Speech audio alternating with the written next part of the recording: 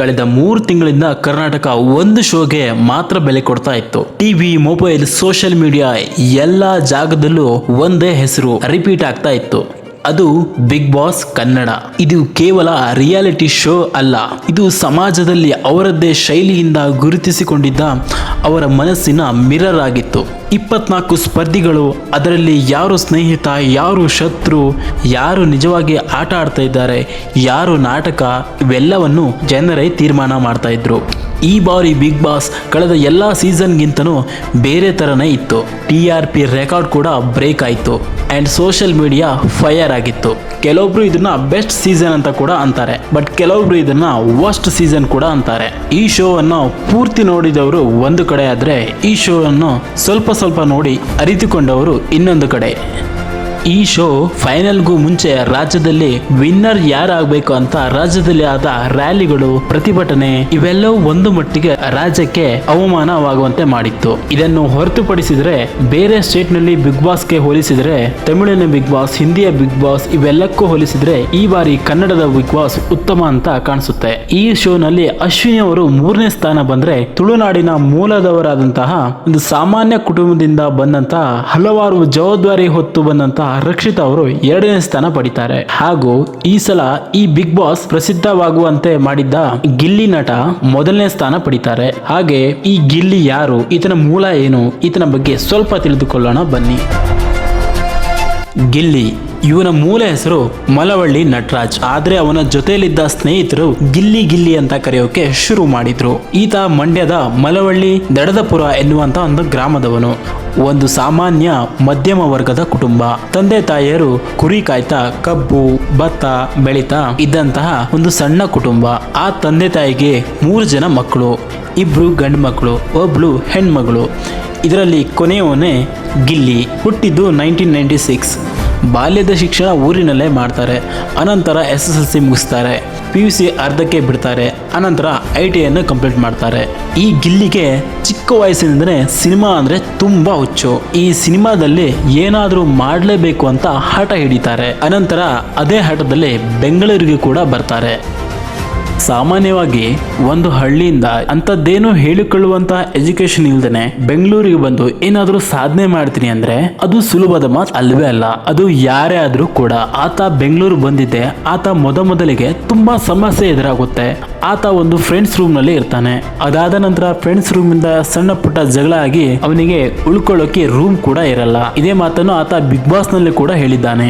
ಈತ ರಾತ್ರಿ ಹೊತ್ತು ಮಲಗಲು ಬೇರೆಯವ್ರ ಹತ್ರ ರಿಕ್ವೆಸ್ಟ್ ಮಾಡಿಕೊಂಡು ಅವರ ರೂಮ್ಗೆ ಹೋಗಿ ಮಲ್ಕೊಳ್ತಾ ಇದ್ದ. ಹೀಗೆ ಜೀವನ ನಡೀತಾ ಇತ್ತು. ಅದಾದ ನಂತರ ಆತನಿಗೆ ಸಿನಿಮಾ ರಂಗದಲ್ಲಿ ಯಾರೋ ಪರಿಚಯ ಇರ್ತಾರೆ. ಹಾಗೆ ಸಿನಿಮಾ ಸೆಟ್ಗಳಲ್ಲೆಲ್ಲ ಹೋಗ್ತಾನೆ. ಅಲ್ಲೇ ಸಿನಿಮಾವನ್ನ ಹೇಗೆ ಡೈರೆಕ್ಷನ್ ಮಾಡ್ತಾನೆ ಇದನ್ನೆಲ್ಲವನ್ನು ಆತ ನೋಡ್ತಾನೆ. ಇದಾದ್ಮೇಲೆ ನಾನು ಈ ಸಿನಿಮಾ ರಂಗದಲ್ಲಿ ಏನಾದರೂ ಒಂದು ಸಾಧನೆ ಮಾಡಬೇಕು ಅಂತ ಒಂದು ಕನಸನ್ನು ಕೂಡ ಕಟ್ಕೊತಾನೆ. ಹೀಗೆ ಅವರ ಜೀವನ ನಡೆಯುತ್ತೆ. ಸಿನಿಮಾ ರಂಗದಲ್ಲಿ ಸಣ್ಣ ಪುಟ್ಟ ಕೆಲಸ ಸಿಗುತ್ತೆ.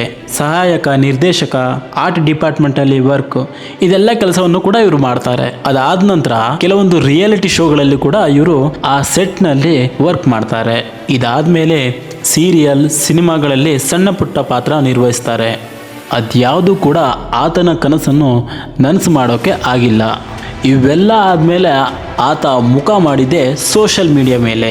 ಈ ಸೋಷಿಯಲ್ ಮೀಡಿಯಾ ಹೇಗಪ್ಪ ಅಂತ ಕೇಳಿದ್ರೆ, ಒಂದು ವ್ಯಕ್ತಿನ ತುಂಬಾ ಎತ್ತರಕ್ಕೆ ಬೇಕಾದ್ರೂ ಕರ್ಕೊಂಡು ಹೋಗುತ್ತೆ, ಒಂದು ವ್ಯಕ್ತಿನ ತುಂಬಾ ಕೆಳಕ್ಕೆ ಬೇಕಾದ್ರೂ ಕರ್ಕೊಂಡು ಬರುತ್ತೆ. ಇದು ಸೋಷಿಯಲ್ ಮೀಡಿಯಾಗಿರುವ ಪವರ್. ಅದನ್ನು ಬಳಸಿಕೊಂಡು online love, wrong side Ranganatha, photo, ನಲ್ಲಿ ಮೂಳೆ, ರಾಮಾಚಾರಿ ವೆಡ್ಸ್ ಮಾರ್ಗ್ರೆಟ್ ಈ ತರ ಕಾಮಿಡಿ ವಿಡಿಯೋಗಳನ್ನ ಯೂಟ್ಯೂಬ್, ಇನ್ಸ್ಟಾಗ್ರಾಮ್ ಇವೆಲ್ಲದರಲ್ಲೂ ತುಂಬಾ ವಿಪರೀತವಾಗಿ ಸುದ್ದಿಯಾಗುತ್ತೆ. ಇದು ತುಂಬಾ ಜನಪ್ರಿಯ ಕೂಡ ಆಗುತ್ತೆ. ಇವೆಲ್ಲವೂ ಸಹ ಆತನೇ ತನ್ನ ಟ್ಯಾಲೆಂಟ್ ಇಂದ ಮಾಡಿದ ವಿಡಿಯೋಗಳಾಗಿರುತ್ತವೆ.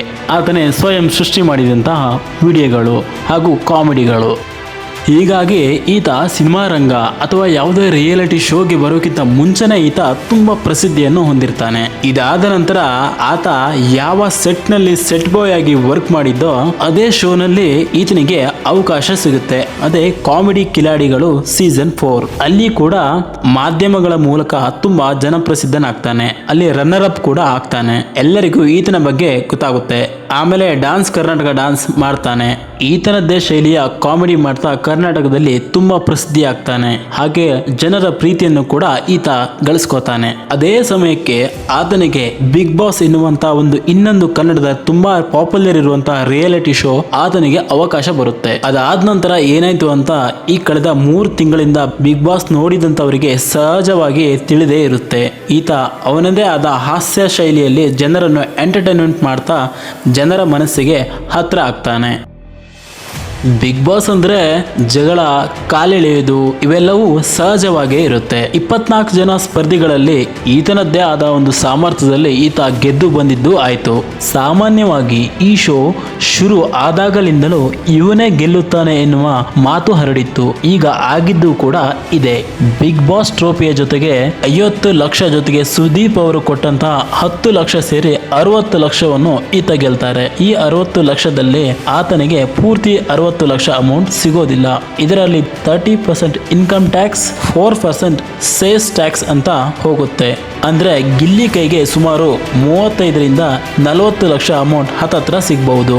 ಈ ಬಾರಿ ಬಿಗ್ ಬಾಸ್ ಹಲವಾರು ವಿಷಯಗಳಿಗೆ ಗಮನ ಸೆಳೆದಿದೆ. ಕೆಲವೊಂದು ಜನ ಇದೆಲ್ಲ ಸಾಧನೆನ ಅಂತ ಟ್ರೋಲ್ ಮಾಡ್ತಾ ಇದ್ದಾರೆ. 100 ದಿನದ ಶೋ ನೋಡಿ ಟ್ಯಾಟೋ ಕೂಡ ಹಾಕೊಂಡು ಬಂದವರು ಇದ್ದಾರೆ. ಪ್ರತಿಭಟನೆ ಮಾಡಿದವರು ಕೂಡ ಇದ್ದಾರೆ.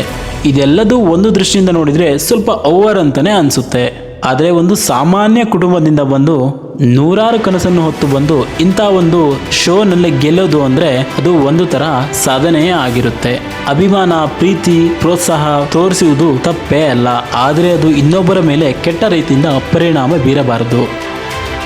ಇದೇ ಥರ ನಮ್ಮ ಸುತ್ತಮುತ್ತಲಿನ ಟ್ರೆಂಡಿಂಗ್ ಟಾಪಿಕ್ಗಳನ್ನು ತಿಳಿದುಕೊಳ್ಳಲು ನಮ್ಮ ಚಾನಲನ್ನು ಸಬ್ಸ್ಕ್ರೈಬ್ ಮಾಡಿ. ಈ ವಿಡಿಯೋ ಇಷ್ಟ ಆದರೆ ಶೇರ್ ಮಾಡಿ, ಲೈಕ್ ಮಾಡಿ, ಕಮೆಂಟ್ ಮಾಡಿ. ವಿಡಿಯೋ ನೋಡಿದ್ದಕ್ಕಾಗಿ ಧನ್ಯವಾದ.